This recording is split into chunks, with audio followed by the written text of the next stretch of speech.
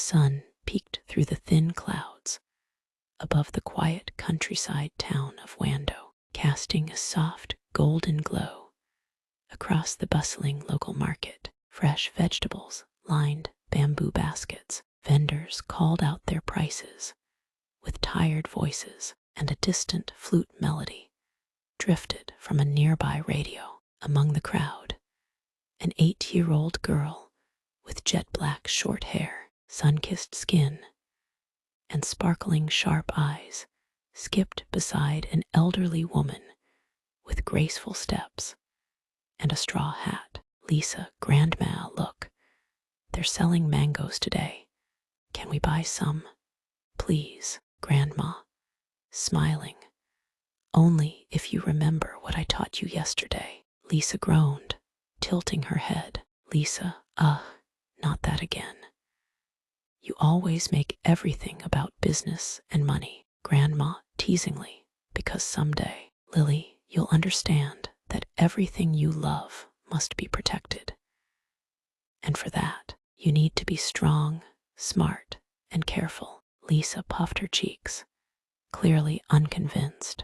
Lisa, mangoes are important too, you know. Her grandmother chuckled, giving her a gentle pat on the head. They continued, weaving through the market, passing fruit stands and flower sellers. But Lisa suddenly stopped, her small hand tightening around her grandma's. Lisa, wait. Someone's lying there, near an old abandoned crate in the corner. On the cold pavement lay a tiny girl, maybe 5 years old, her dress torn, arms scraped, and her cheeks red with dirt and dried tears. Her bare feet were covered in bruises. Lisa took a slow step forward, staring. Lisa, she's hurt. Is she asleep? The little girl opened her eyes weakly, blinking up at them. Her gaze was foggy, confused. She held a worn-out stuffed bunny to her chest, one ear missing. Lisa crouched down, reaching out. Lisa, hi, are you okay? The girl flinched slightly, curling up tighter like a frightened kitten. An old vendor beside them shook her head with a scoff. Vendor woman, that girl, she's trouble. Got kicked out by her own parents. Can't think straight. Her mind, it's broken. She talks like a baby and never grows up. Lisa's eyes widened. Lisa, her parents abandoned her. Why? Vendor woman, because she's not normal. You won't find anyone who wants a burden like that. Lisa turned to her grandmother, her heart thumping. The child, so tiny, so lost, stared at her like she wanted to disappear. Lisa, Grandma, can we take her? The grandmother studied the girl for a long, thoughtful moment. Then she bent down, gently brushing the girl's hair away from her face. Grandma, softly. What's your name, little one? Girl, weakly. Jen. Lisa blinked. That name, it felt familiar, even though they'd just met.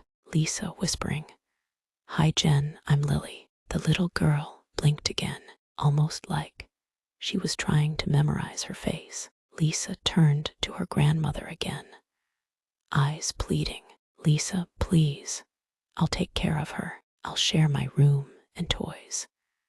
I'll even give her my last mango. Grandma, sighing, but with a smile.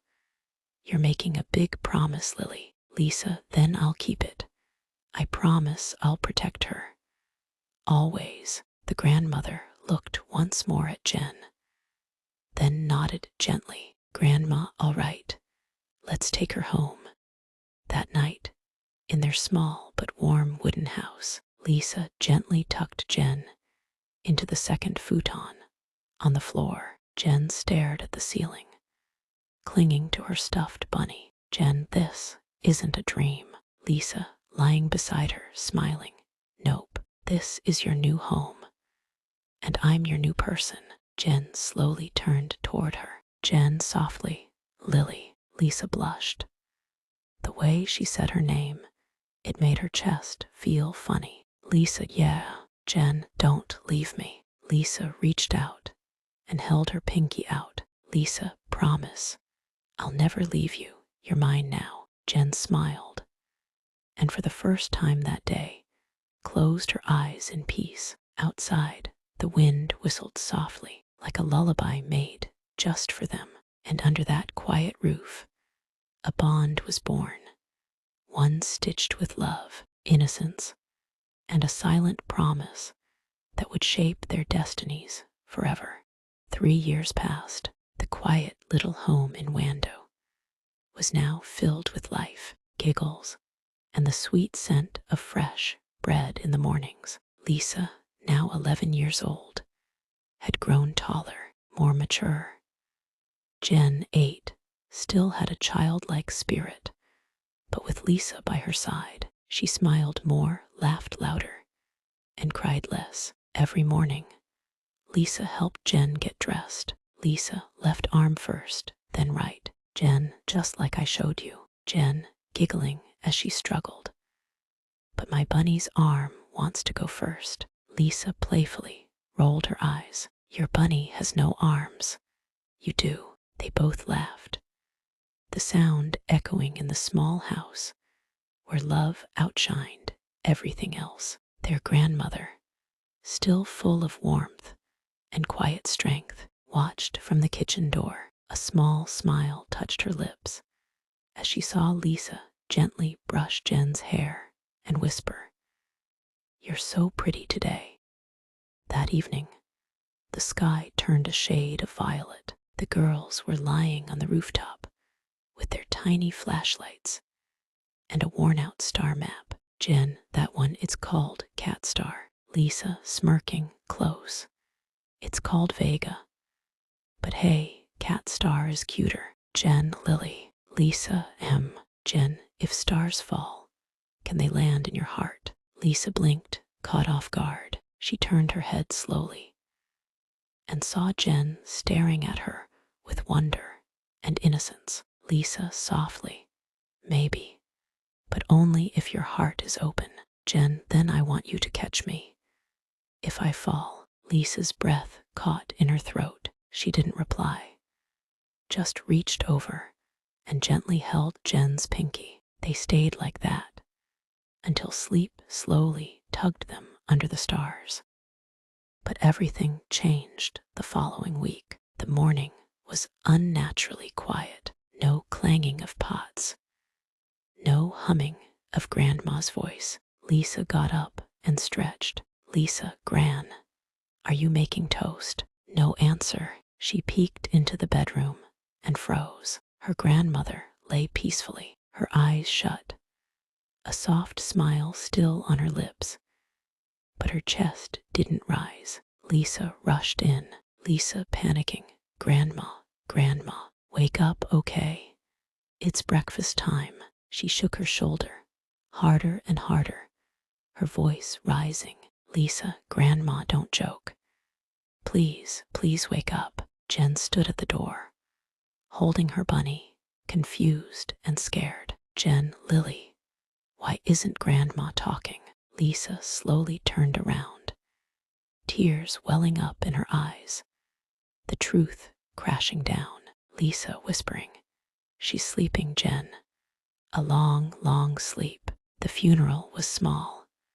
Neighbors whispered, some offered pity. Others wondered aloud what would happen to the girls. They didn't know the worst was yet to come.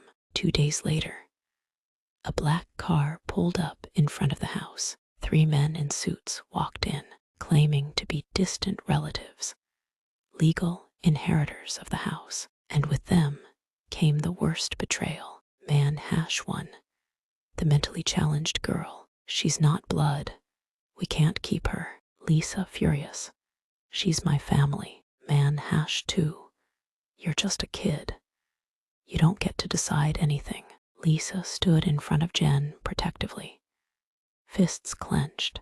Lisa, I promised her. I won't let you take her. But she was small.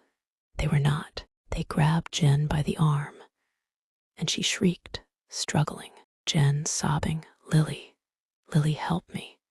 Don't let them take me. Lisa, no. Let her go. She lunged, bit, kicked, screamed, but they held her back. A hand covered her mouth. She watched Jen being shoved into the car through teary eyes. The image burned into her soul. Jen through the window. Li. The car door slammed shut. And then, silence. Lisa collapsed to her knees on the dirt path, tears streaming down her cheeks. That night, she sat on the rooftop alone. The stars were still above, but the silence was different now. Empty, cold. Lisa whispering, "I'm sorry, Jen, I couldn't protect you." Her fists clenched. Lisa through gritted teeth. "But I'll get stronger. I'll find you, no matter what it takes." She looked up at the stars once more. "Lisa, wait for me. I'll come back for you." And from that moment, the soft, sweet Lisa died. In her place, a storm began to brew. The house felt different without Jen's laughter. Empty bowls, silent mornings, a pillow untouched beside Lisa at night. She was only 12, but something in her shattered the day Jen was taken. Gone was the playful smile. Gone were the silly jokes and star-chasing games. What remained was a girl with sharpened eyes and a fire burning in her chest. 3 months later, the room was dimly lit. Lisa sat cross-legged on the wooden floor, face bruised, lip bleeding.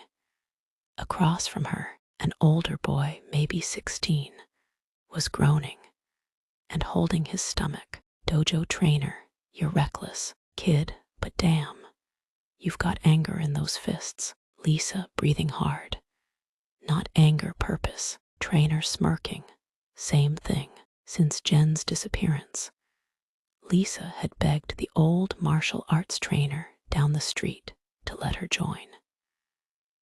At first, he laughed, but when he saw her fight 3 boys twice her size and refused to back down, he agreed. Every day, after school, she trained until her arms gave out, and every night, she read every book her grandmother ever left behind. Finance, negotiation, psychology, business strategy. 4 years later, age 16, Lisa stood before her small desk at home, surrounded by business ledgers and city maps. She'd already launched a small local delivery service using borrowed bicycles and teenagers looking for quick cash. She paid them well, negotiated with vendors, and used her profits to build her name. But every night, alone in bed, she'd look at the tiny paper star Jen had once folded and whisper, "Lisa, where are you now, Jen?" She kept her promise alive, like a wound she refused to heal. 6 years later, age 18, Lisa's name had begun to spread. Sharp, ruthless, calculated. People called her the cold flame.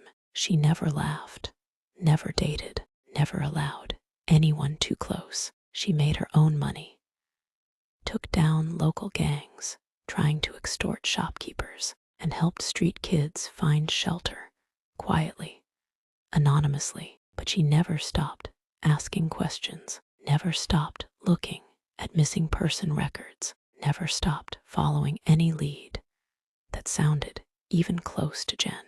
One rainy night, age 20, the estate gates creaked open. A sleek black car pulled in. Lisa was sitting on the veranda, dressed in black slacks and a gray shirt, sipping coffee and going through stock reports. An old man stepped out of the car, holding a leather briefcase. His back was slightly hunched, but his eyes were sharp. "Mr. Lee, Miss Lisa, you've grown." Lisa looked up, surprised. She hadn't seen him in 8 years. Lisa standing. "You knew my grandmother." Mr. Lee smiling. "I was her personal advisor. She asked me to find you when the time was right." He opened the briefcase and handed her a document. Lisa reading. LM Corporation. Mr. Lee, she built a fortune in silence. The company was kept hidden from you because she wanted you to learn real struggle first, to grow strong, kind, and fierce. Lisa blinked, stunned. She was a billionaire, Mr. Lee. She didn't want to raise a rich child. She wanted to raise a leader. And now it's yours. Lisa looked away for a moment, her voice suddenly soft. Lisa, she always said, need strength to protect what you love. She clutched the document tightly. Lisa, I wasn't strong enough back then, but now I am. 2 months later, age 22. Headline, Lisa Manoban. The cold-blooded beauty of the boardroom. The media was obsessed. She was sharp, young, terrifyingly efficient, and devastatingly attractive, known for firing executives mid-meeting, closing multi-million-dollar deals in a single call, and refusing to smile, even for Forbes covers. One quiet evening, as Lisa stood by her office window, staring down at the city she now ruled, Mr. Lee walked in, heart racing. Mr. Lee, Miss Lisa. Lisa turned slowly, eyebrow raised. Mr. Lee, voice trembling. We found her. Lisa dropped the pen in her hand. Her world stopped. Lisa, say that again. Mr. Lee, it's her, Jen. She's alive. In Busan, a small cafe. I've verified everything. Lisa walked over slowly, her voice dangerous. Lisa, who took her? Mr. Lee, a family. They moved her around. Records were erased. But she's there, and they've been abusing her. Lisa's breath came shallow. Her hand clenched into a fist. Lisa, deadly calm. Get the car now. She didn't feel the floor beneath her, didn't feel her heartbeat. Only the words repeating in her head. Jen is alive, and this time, no one would ever take her away again. The tires of the black SUV screeched as they stopped in front of a small, shabby cafe tucked between 2 hardware shops in Busan. The signboard was crooked, flickering, and barely lit. Lisa stepped out. She wore a long, dark gray trench coat, hair slicked back, black gloves on her hands. Her cold eyes scanned the building like a lion ready to strike. Mr. Lee followed behind, barely keeping up. Mr. Lee, softly. She's inside, behind the counter. The owner is the one who's been hurting her. Lisa didn't respond. She took a deep breath.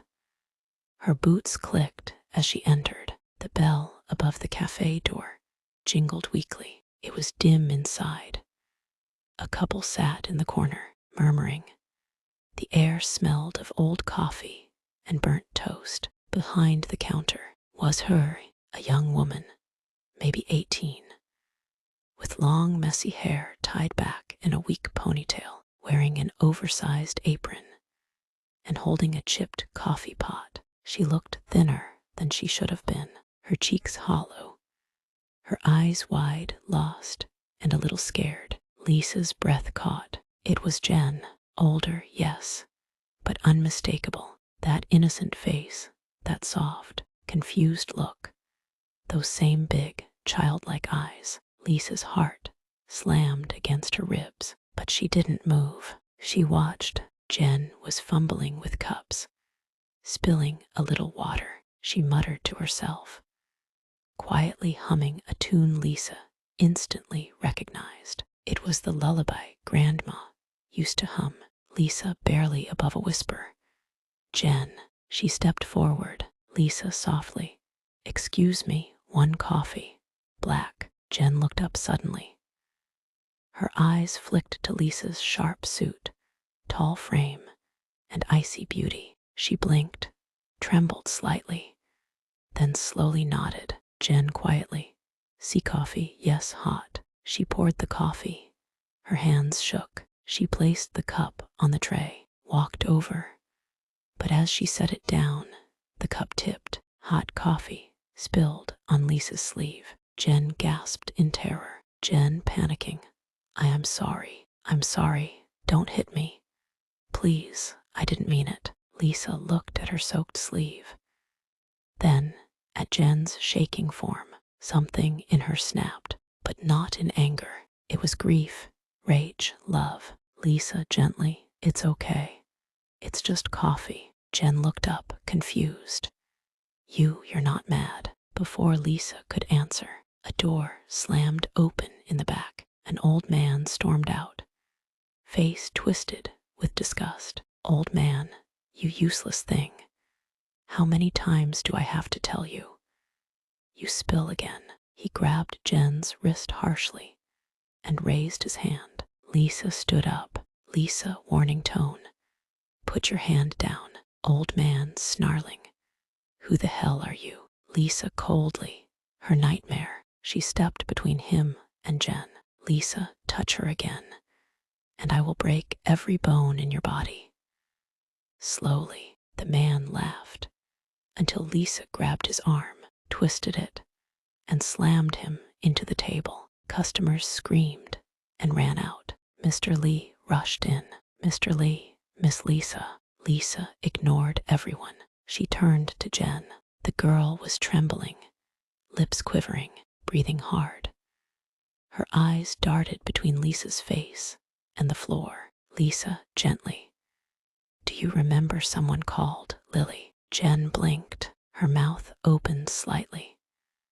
She took one shaky step forward. Jen softly, Lily. Lisa's heart ached.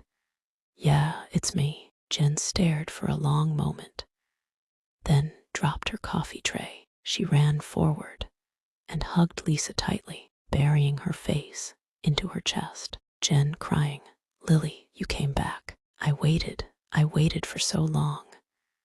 I thought you forgot me. Lisa held her like her life depended on it. Lisa, teary-eyed but firm. I never forgot you. Never. You're coming home with me, Jen. Right now. But before Jen could answer, her knees buckled, her eyes rolled back, and she collapsed. Lisa, terrified. Jen, Jen. She caught her just before her head hit the floor. Mr. Lee called an ambulance immediately. Later in the hospital, Lisa sat outside Jen's room, pacing. Her fists were clenched, jaw tight. The doctor approached. Doctor. She fainted from exhaustion and malnourishment, but she'll wake up soon.